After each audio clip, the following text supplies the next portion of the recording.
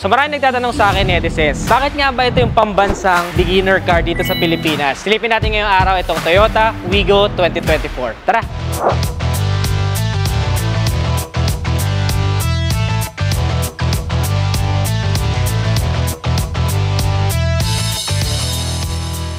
Yung previous na Wigo, netizens, sobrang mabenta na talaga nun sa masa. Kaya nga parang pambansang first car na talaga dito sa Pilipinas. Pero tingnan nyo naman tong pinagkaiba dito sa bagong Wigo, netizens. Actually, yung iba, mas type nila yung previous na itsura ng Wigo. Pero mas nagmukha siyang premium for me dito sa pinakabagong variant. Kasi mas maganda na yung mga kanto niya, sobrang linis na niya. Simple yung datingan, mas premium. LED na rin yung mga ilaw niya, netizens. And meron din tayong parang strip dito ng daytime running light na nagpa-elegante lalo sa kanyang tignan. Nakakatuwa din yung fog lamps nyo. Naka-strip type din tayo magkabila. Of course, we have our Toyota badge here and our mini grill. Meron pa rin tayong chrome dito. Mind you guys, this is yung top of the line na nila. Ito yung pwede ninyong expect. At meron pa yung iba't ibang kulay na pwedeng pamilihan. Kagaya ng red, orange, yellow, gray, and silver. Tingnan nyo naman kung gaano kalinis yung side profile niya, netizens. We have 160mm na ground clearance. Napakataas nun para sa ganitong size ng sasakyan. Just to give you an idea, yung daily drive ko na Honda Civic ay 135mm lang yung ground clearance nun. Kaya medyo nag-aalangan talaga ako kapag mataas yung humps, medyo pababa yung kalsada. Pero tong isang to, no worries. Kaya hindi na ako nagwo-wonder kung bakit sobrang beginner friendly talaga nito. Kasi yan yung isa sa mga medyo nakakailang talaga kapag mababa or maliit yung sasakyan mo. Yung mga lubak-lubak at mga higanting humps, pati na rin yung mga medyo matatarik na kalsada. Naka-body color din yung ating mga door handles. And syempre, keyless entry na din po tayo dyan. Pipindutin mo lang to at bubuksan mo na siya.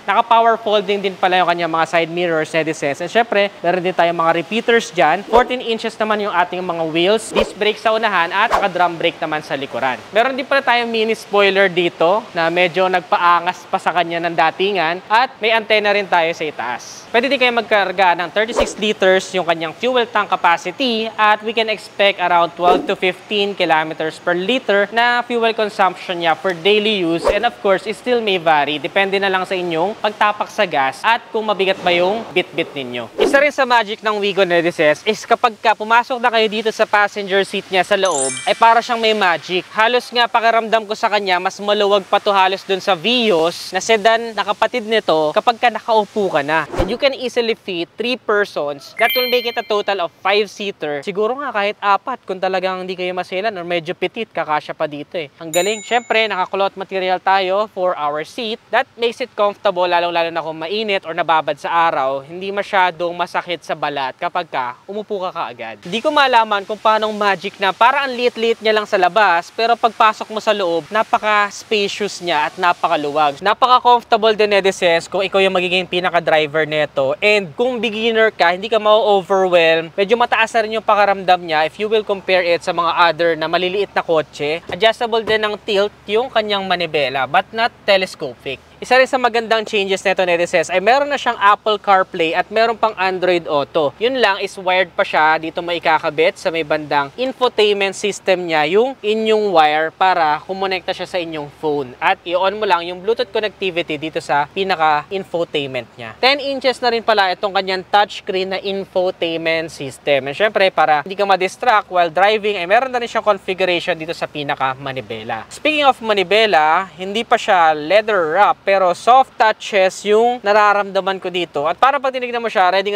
na yung mga aftermarket. Let's say for example, steering wheel wrap. O kaya naman, pwede rin kayo magpadagdag ng armrest dito sa may bandang gitna. May dalawa din na lagyanan ng kape dito sa unahan. May extra charging port, pero kailangan mo pa ng adapter. Conventional yung kanyang handbrake. Kung magtataka kayo sa inyo ilalagay yung smartphone, meron din po siyang lalagyan dito ng smartphone. Dito naman yung kanyang mga configuration. At ang maganda sa kanya ay push start na siya, keyless, merong rear camera na makikita mo dito sa screen mo. Bukod sa rear camera ay may sensor pa. At itong pinaka nagustuhan ko, netizens, grabe. Meron na siyang built-in na dashcam. Magda-download ka lang ng app sa iyong smartphone at mare-review mo na yung inyong biyahe. So no need na mag-worry or magpa-wiring ng any dashcam straight out from the casa. Ganun siya katindi, netizens. Galing, di ba? Meron din tayong glove compartment sa unahan, mga aircon vents. Wala nga pala siya ditong any aircon vents. Kahit na walang aircon vents, is ay malamig yung aircon ng bagong Wigo. Syempre, may ilaw lang din tayo dito. Pagdating naman dito sa kanyang pinaka-visor, yung vanity mirror niya ay nandito lang sa passenger. Tayong mga driver, walang karapatang magpapogi. Wala tayong salamin dito. Wala rin ako nakikitang ilaw dito sa unahan. At meron din siyang 3 airbags for our safety. May cup holders din tayo sa mga pinto. Naka-power windows na yung kanyang driver side only. At dito mo nga rin maifo-fold yung kanyang mga power folding side mirrors. Dahil automatic nga ito, you can just easily configure this by stepping on the brakes. We have our parking, reverse, neutral, may drive mode, may sports mode, kaya yung mga nag-aalangan na umovertake sa truck kapag kakailanganin, kakayanin. And meron din siyang assist kung downhill naman yung inyong dadaanan, yung B. Tignan naman natin yung likurang bahagi niya, netizens. Kung makikita nyo, medyo box type na talaga siya.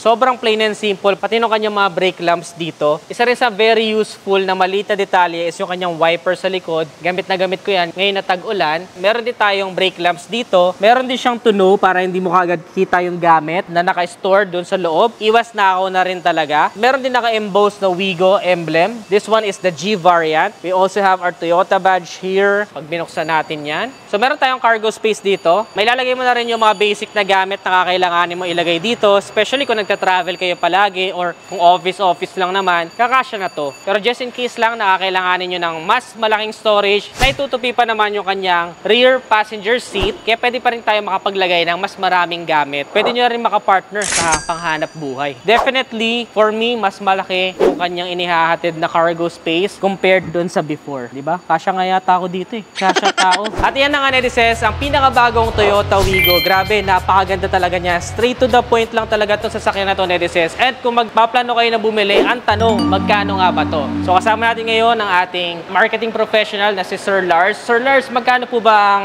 pinakabagong Toyota Wigo ngayon? Ang price nito, sir, is 729,000. Ito si Wigo G, which is yung top of the line natin. And then yung middle variant naman natin, sir, is si Wigo E. Ang price niya is 684,000. And then yung base model natin, which is si Wigo J, ang price naman niya is 609,000. Kung interested po sila na kumuha ng sarili nilang unit, paano po nila kayo makukontak? You can contact me on my Facebook page po, Lars Sayaw, Toyota Santa Rosa, Laguna. At pwede nyo rin i-visit personally dito sa Toyota Santa Rosa. Kayo, netizens, anong masasabi nyo dito sa pinakabagong Toyota Wigo? Nagustuhan nyo ba? Comment nyo naman sa ibaba. Meron pa ba kayong mga ibang sasakyan or motorsiklo na gusto mapanood next vlog? Comment your suggestions below. Kung nagustuhan mo to, don't forget to give this video a thumbs up. Subscribe. Again, this is Adriano. Always keep it cool and ride safe always.